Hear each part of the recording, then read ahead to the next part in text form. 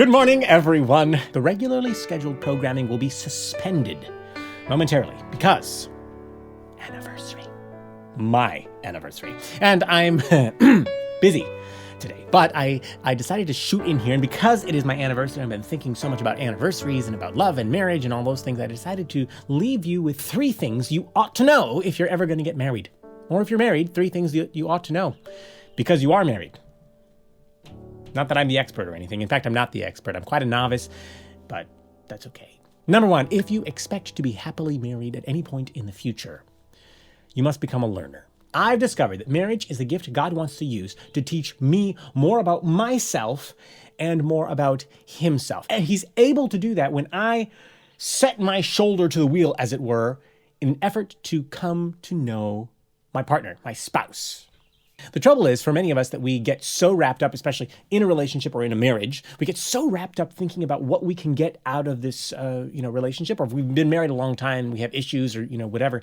Again, our priority can become, what can I get out of this relationship? This relationship is not filling my cup, so you're seeking to fill your needs via this relationship, and oftentimes it doesn't work. God is trying to teach you more about yourself, more about himself, and he can do that when you invest in becoming a learner, learning more about your other self. So don't miss those lessons because you're busy trying to get whatever you're trying to get from your relationship. Number 1, become a learner. Number 2, become a listener. This one is pretty much a no-brainer.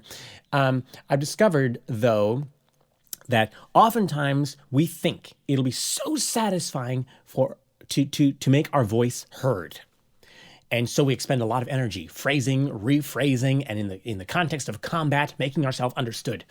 We chafe to be heard, but what I've discovered is the satisfaction that we are so sure is coming oftentimes isn't there. We finally make ourselves heard and understood, and it's ashes.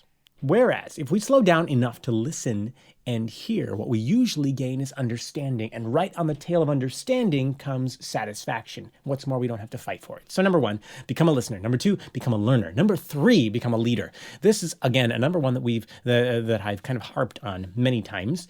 So I won't harp on it again, except to say that when I say I am to be a leader in the context of my marriage, when I say that I have learned the value, I'm learning the value of being a leader in the context of my marriage, I don't mean I've learned the value of being the guy who makes the final decision.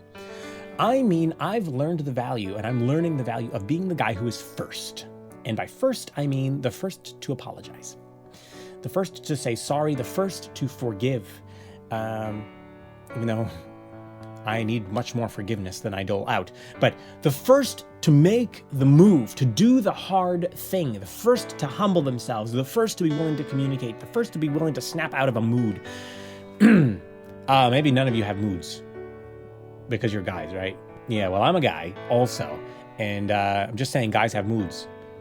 I have moods. I need to be willing to set my mood, my emotions, my desires aside for the moment and be the leader, be the first to say, you know what, this is messed up. Let's fix it. I want to start. To be a lifelong learner and listener and a leader, these are 3 key ingredients to being a lifelong happy lover as well. This is not from the mouth of an expert. This is a mouth from someone who is desperately trying to graduate from first grade. 3 years running is a long time to be still working on first grade, but I'm slowly catching on. And that's it for today because I'm busy and I have a date to attend, so bye.